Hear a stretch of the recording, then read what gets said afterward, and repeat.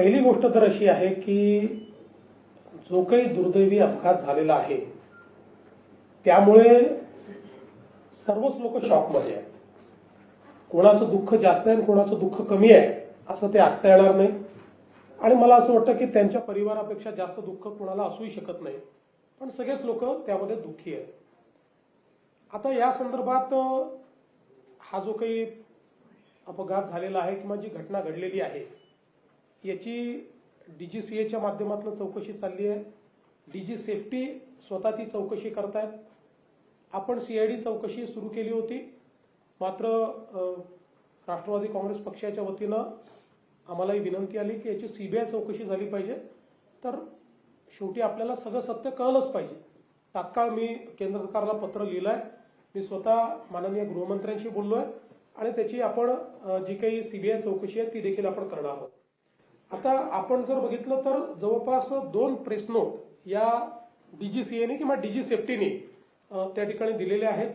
त्याच्यामध्ये त्यांनी सांगितलं आहे की 13 निर्धारित मानकांवर ही त्यांची चौकशी जी आहे ती चौकशी सुरू आहे.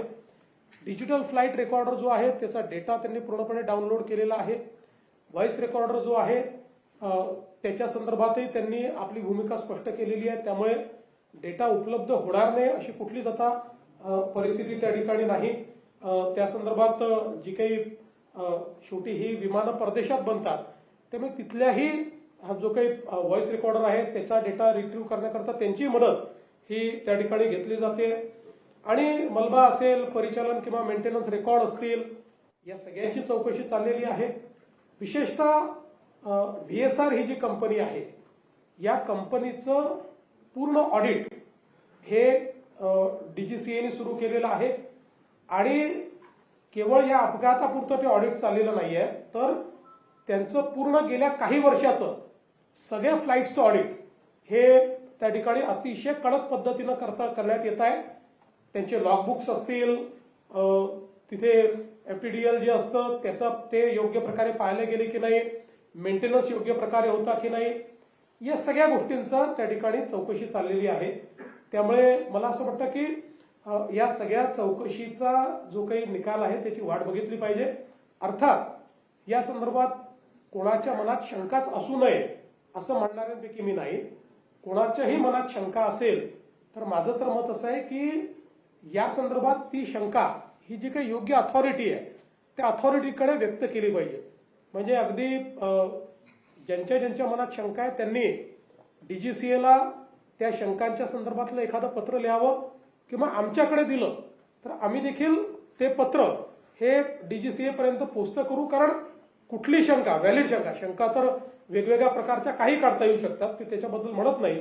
कारण शेवटी एखादी थिअरी तयार करायची तर कुठली थिअरी तयार होते, पण ज्या काही व्हॅलिड शंका आहे यातल्या प्रत्येक शंकेचं उत्तर मिळालंच पाहिजे. हा आमचाही आग्रह आहे, हा सुनेत्राताईंचाही आग्रह आहे आणि पवार कुटुंबाचाही आग्रह आहे. त्याच्यामुळे मला असं वाटतं की ज्या काही शंका असतील त्या त्यांनी म्हणजे ज्याच्यावर समजा 13 निर्धारित जे मुद्दे आहेत त्या मुद्द्याच्या बाहेरही कोणाची शंका असेल तर त्यांनी ते DGCAला लिहिलं पाहिजे.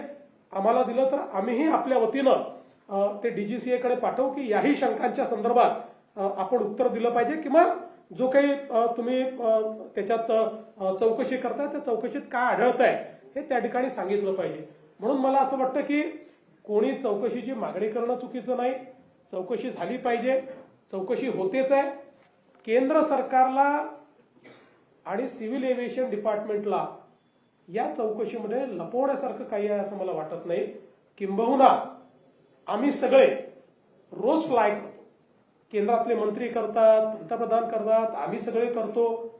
त्यामुळे यातनं जे काही बाहेर येईल ते आमच्या सगळ्यांच्याही जीविताच्या दृष्टीनं अत्यंत महत्वाचं ठरणार आहे.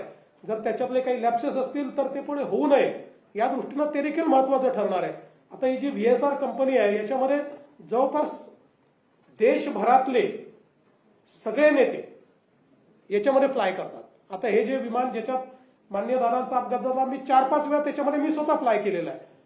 त्यामुळे मला असं वाटतं की या संदर्भात अपेक्षा एवढीच आहे की शंका त्याचं उत्तर हे आपण घेतलं पाहिजे.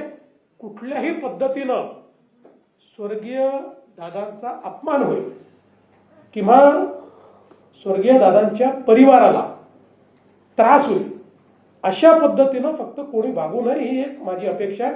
बाकी कुठलेही प्रश्न जे आहेत ते प्रश्न विचारले पाहिजेत आणि ते प्रश्न योग्य ठिकाणी पोहोचले पाहिजेत.